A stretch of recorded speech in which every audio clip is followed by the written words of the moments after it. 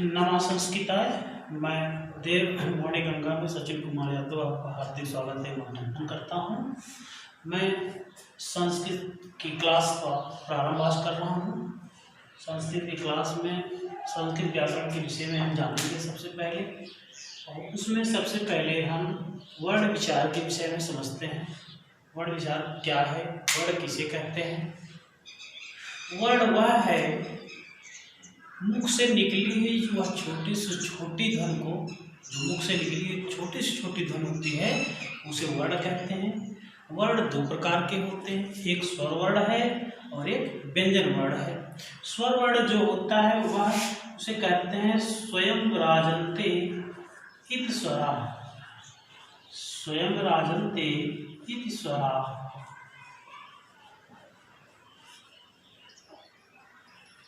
स्वयं राजन्ते इति स्वरा।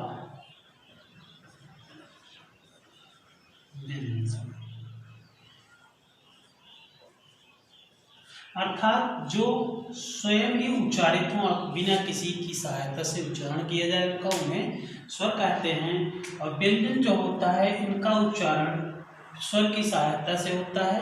व्यंजन वर्ण वह है जिनकी सहायता स्वर की सहायता से जिनका उच्चारण किया जाता है उन्हें व्यंजन कहते हैं। स्वर वर्ण तीन प्रकार के होते हैं। पहला है ह्रस्व स्वर, दूसरा है दीर्घ स्वर, तीसरा है प्लुत स्वर। और व्यंजन वर्ण जो होते हैं वह चार प्रकार के गिने गए हैं। एक है स्पर्श व्यंजन, दूसरा है ऊष्म व्यंजन, तीसरा है अंतस्थ व्यंजन, चौथा है संयुक्त व्यंजन। तो सबसे पहले हम स्वर वर्ण के विषय में चलते हैं। व्हाट इज द स्वर वर्ण, वॉवेल, जिसे अंग्रेजी में हम कहते हैं वॉवेल। संस्कृत में स्वर कौन कौन से हैं उनके विषय में हम जानेंगे। स्वर जो है, स्वर वर्ण, इनकी संख्या संस्कृत में 9 है। संस्कृत में इनकी संख्या 9 है। माहेश्वर सूत्र के 4 आ ई उ ल री री क ए ओ अं ए औ च। इन्हीं चार वर्णों, इन्हीं चार सूत्रों में ही स्वर वर्णों की गिनती की गई है, जिनकी संख्या 9 है। आ ई उ री री ए ओ ए औ, जो इस प्रकार हैं। आ ई उ री री ए ओ ए और औ, यही 9 स्वर हैं। संस्कृत व्याकरण में इन्हीं 9 स्वरों को ही गिना जाता है। प्रश्न जो हमारा सीटेट में या किसी भी टेट या सुपर टेट में जो हमारे प्रश्न बनेंगे वो ऐसे बन सकता है कि वर्ण कितने प्रकार के हैं। वर्ण 2 प्रकार के हैं, एक स्वर वर्ण है और दूसरा व्यंजन वर्ण है।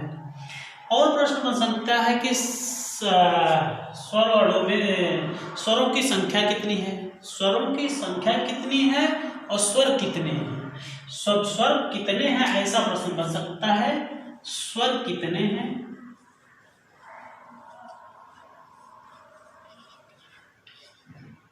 स्वरों की संख्या कितनी है।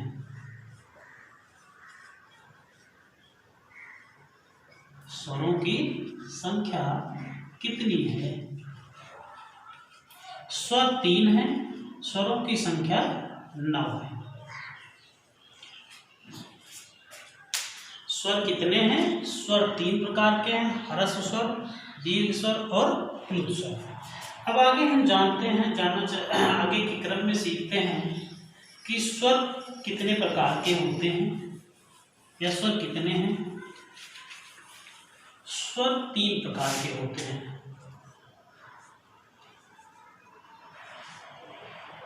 ह्रस्व स्वर, दीर्घ स्वर और तीसरा है प्लुत स्वर। हरस स्वर में आ, ई, उ, री और री अर्थात 5। संख्या इनकी कितनी है? 5। आ, ई, उ, री। री दीर्घ होता नहीं है। ए,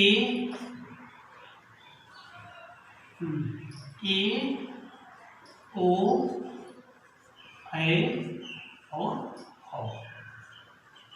यही ए है। 1 2 3 2 5 3 8। इनकी संख्या 8 है।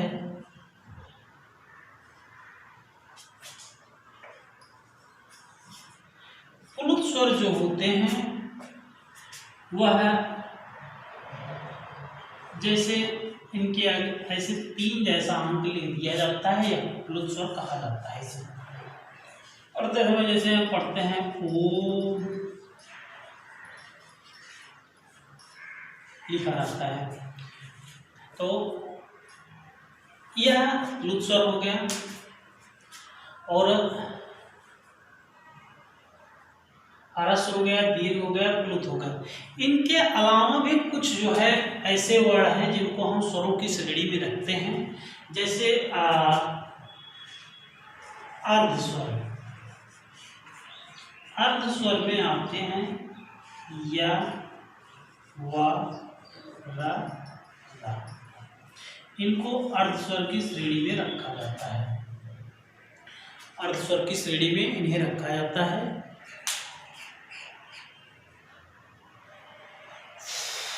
अब ये हो गए हरस, दीर्घ, प्लुत और अर्ध स्वर। इनके अलावा कुछ स्वर हैं जिनको हम रखते हैं, जिन्हें एक प्रश्न बनता है मूल स्वर। मूल स्वर कितने हैं? मूल स्वर जो होते हैं वह केवल 5 हैं।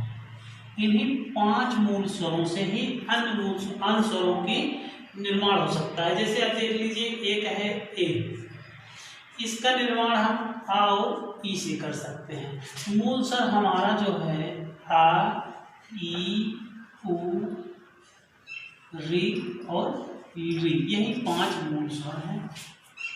अब जैसे दीर्घ आ जो बनता है, इसके निर्माण में आ प्लस आ बराबर दीर्घ आ हो जाता है। इस तरह से कहा जा सकता है कि मूल स्वर जो है वह 5 ही हैं। एक स्वर और है जिसको हम संयुक्त स्वर या मिश्रित स्वर कहते हैं। यही जो के संयुक्त या, अगर इसे संयुक्त स्वर या मिश्रित स्वर, संयुक्त स्वर या मिश्रित स्वर का मतलब होता है जिसमें एक से अधिक स्वर मिले हों, वह मिश्रित या संयुक्त स्वर कहलाता है। स्वर, अब आप जान गए, स्वर को अच भी कहते हैं। स्वर को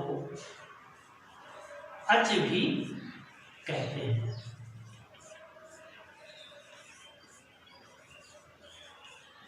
स्वर जो होता है उसे अच भी कहते हैं। अब स्वर के बाद हम देखते हैं व्यंजन, क्योंकि परीक्षा की दृष्टि से परीक्षा जल्दी ही हो सकती है सीटेट की, इस वजह से हम बहुत ही शीघ्रता के साथ चलेंगे। उसके बाद सीटेट परीक्षा हो जाने के बाद हम जो है इसे साधारण तरीके से आसानी से समझाते हुए चलेंगे, ताकि जो है आपको अच्छे ढंग से समझ में और बढ़िया ढंग से कंठस्थ हो सके, आपके दिमाग में स्थिर रह सके। इसलिए अभी परीक्षा की दृष्टि में कौन को ध्यान में रखते हुए हम जो है थोड़ा शॉर्टकट में जो आपकी परीक्षा के लिए हितोपयोगी है उसी पर चर्चा करेंगे। स्वर वर्ण के बाद हम आते हैं व्यंजन वर्ण।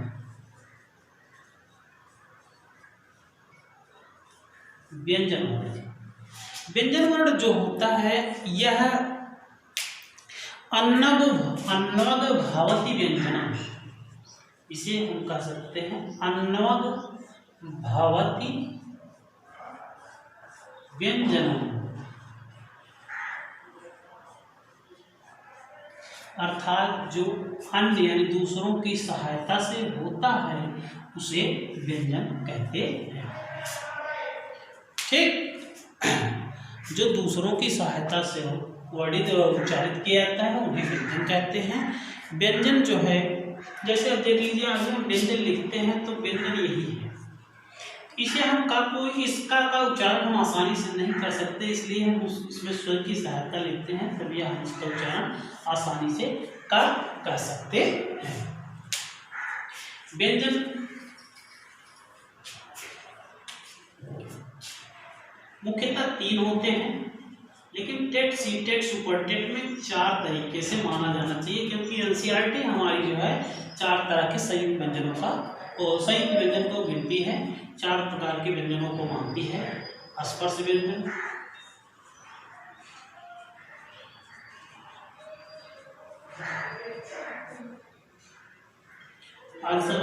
स्पर्श व्यंजन के बाद हो गया आपका ऊष्म व्यंजन, ऊष्म व्यंजन के बाद हो गया आपका अंतस्थ व्यंजन,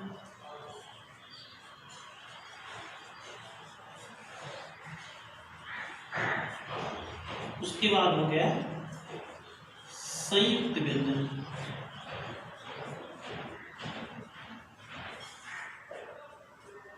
स्पर्श व्यंजन जो है वह का से लेके मा तक है, का देव मा अवसानो। ऊष्म व्यंजन है सलोष्म, सखा, सह। अंतस्थ व्यंजन यड़ो अंतस्था, या, वा, रा, ला है। और संयुक्त व्यंजन छ, त्र, ज्ञा है। इस प्रकार से स्पर्श व्यंजनों की संख्या 25 है, इनकी संख्या 4 है, इनकी संख्या 4 है। माहेश्वर और संस्कृत में व्यंजनों की संख्या, संस्कृत में व्यंजनों की संख्या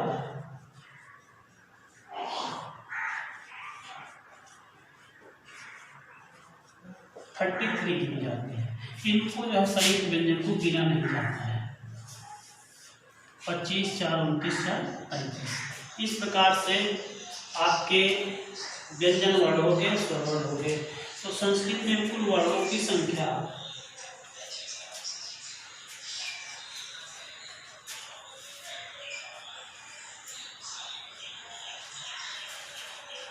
संस्कृत में कुल वर्णों की संख्या 9 स्वर और 33 व्यंजन, टोटल 42 हुए। माहेश्वर सूत्र भी इन्हीं 42 वर्णों की ही गिनती कराता है। इसके अलावा ऐसे कोई भी वर्ण नहीं है जो संस्कृत में और गिने जाते हैं।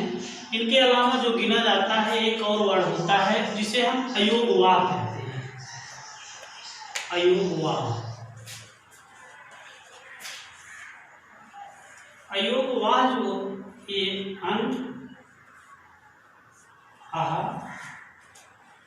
और 2 होते हैं और है, एक है जिह्वा मूली का, खा, जिह्वा मूली को पद्मानी, पा और आ।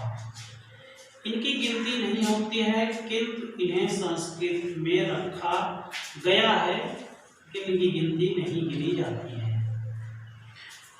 जो मुख्यतः ये व्यंजन वर्ण हैं जिन्हें हम कहते हैं अन्नवत् भवत् व्यंजनम, जो अन्न की सहायता से होते हैं, अन्न की सहायता से उच्चारित किए जाते हैं, उन्हें व्यंजन कहते हैं। संस्कृत में व्यंजनों की संख्या 33 है और व्यंजन 4 प्रकार के गिने गए हैं। एनसीईआरटी के अनुसार मुख्यतः 3 ही व्यंजन गिने जाते हैं। चौथा जो संयुक्त व्यंजन है केवल टेट, सुपर टेट और सी टेट की दृष्टि से एक चौथा जो है व्यंजन रखा गया है। तो पहला व्यंजन है स्पर्श व्यंजन, का से मा तक, जिनकी संख्या 25 है। दूसरा ऊष्म व्यंजन है जिसे सा, खा, सा, 4 है। और अंतस्थ व्यंजन या व र ला 4 हैं। संयुक्त व्यंजन में छा त ज्ञ को गिना जाता है। संस्कृत में कुल वर्णों की संख्या 9 स्वर है। 33 जो है व्यंजन इक्वल टू 42 अर्थात 42 वर्ण है। अयोग वाक को भी रखा जाता है। अयोग वाक की संख्या 4 है। अंक जो अनुस्वार है और विसर्ग है, जीवामूल्य और उपधमानी। अब जो हमारे प्रश्न बनेंगे, जो सीटेट या टेट की सुपर टेट में हमारे प्रश्न बन सकते हैं, बनने की संभावनाएं अधिक रहती हैं, उनमें पूछा क्या जाता है, इस दृष्टिकोण से पहले प्रश्नों के प्रकार आप समझ लेंगे तो आप आसानी से प्रश्नों का उत्तर दे दें। विकल्प जो है देखने के बाद तुरंत, जैसे प्रश्न पूछ लिया गया कि यह किस प्रकार का व्यंजन है, खा किस प्रकार का व्यंजन है। प्रश्न में आ गया किस प्रकार का व्यंजन है। विकल्प में आप दे दिया अंतस्थ और ऊस, संयुक्त। चौथा विकल्प आ गया आपका स्पर्श व्यंजन। हम जानते हैं कि स्पर्श अंतस्थ में कौन कौन से आते हैं, यड़ प्रत्याहार के अंतर्गत यड़ो अंतस्थ है, या वा लाला हो गया, उसमें सलूस माड़ा, सा खा सा आ गया, सा खा सा हा, और संयुक्त में छात्रज्ञा है। और खा जो है यह कादेव माँ असानो तक, यानी का से ले तकर माँ तक जो भी वर्ण हैं उनकी गिनती जो होती है वह स्पर्श व्यंजन में होती है। इस प्रकार से प्रश्न बन सकते हैं कि खा किस प्रकार का व्यंजन है, स्पर्श व्यंजन है, अंतस्थ व्यंजन है, संयुक्त व्यंजन है, उस व्यंजन है। तो हमारा उत्तर होगा कि स्पर्श व्यंजन है।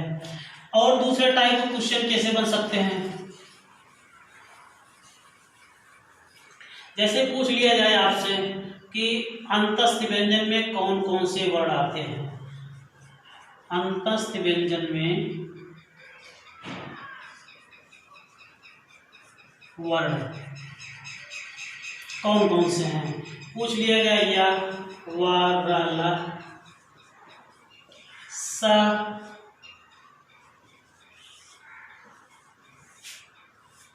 खा सा हा।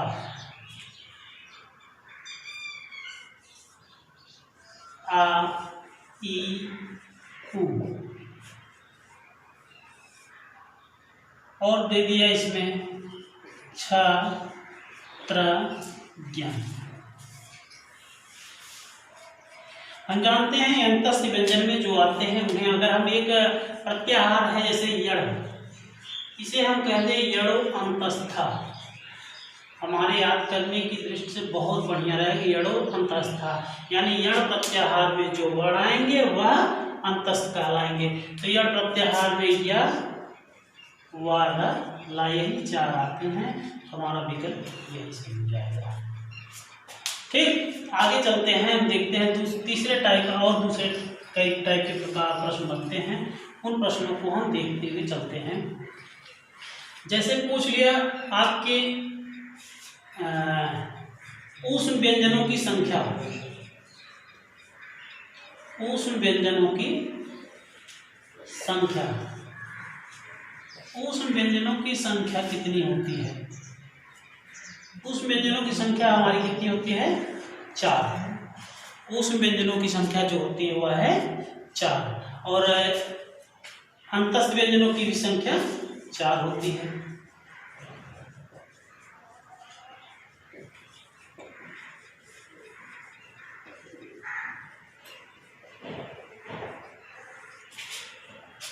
स्पर्श व्यंजनों की संख्या 25 होती है। इतना आप जानते रहिए। और इसके अलावा संस्कृत में वर्ण से कुछ भी नहीं आता है, यही इतना ही मेन है। और जो एक ट्रिक की तरह से आप समझ लीजिए, आपको बता दे रहे हैं, जो प्रश्न पूछे जाएंगे स्वर से पूछा जा सकता है। मूल स्वर कितने हैं, मूल स्वर 5 है। कुल स्वर कितने हैं? 9 है। मूल स्वर 5 है और कुल स्वर 9 है। अर्ध स्वर में कौन से गिना जाता है? अर्ध स्वर में गिना जाता है या व रा ला को। इन्हें अर्ध स्वर में गिना जाता है। स्वर से इतने और प्रश्न आ सकते हैं मुख्यतः, और इसके अलावा और कोई ऐसे भी प्रश्न बनने की संभावना नहीं है। और यही आता है वर्ड में। और आगे जब वर्ड में और भी प्रश्न बनते हैं, जैसे प्रयत्न हुआ, वायु प्रयत्न, अभ्यंतर प्रयत्न और अल्प प्राण महाप्राण, इसको अगली क्लास में बता दिया जाएगा। आज के लिए जो है इतना काफ़ी है। आज वीडियो अच्छी लगी हो तो लाइक करें, शेयर करें और सब्सक्राइब करें। देववाणी गंगा आपके लिए तत्पर है। धन्यवाद।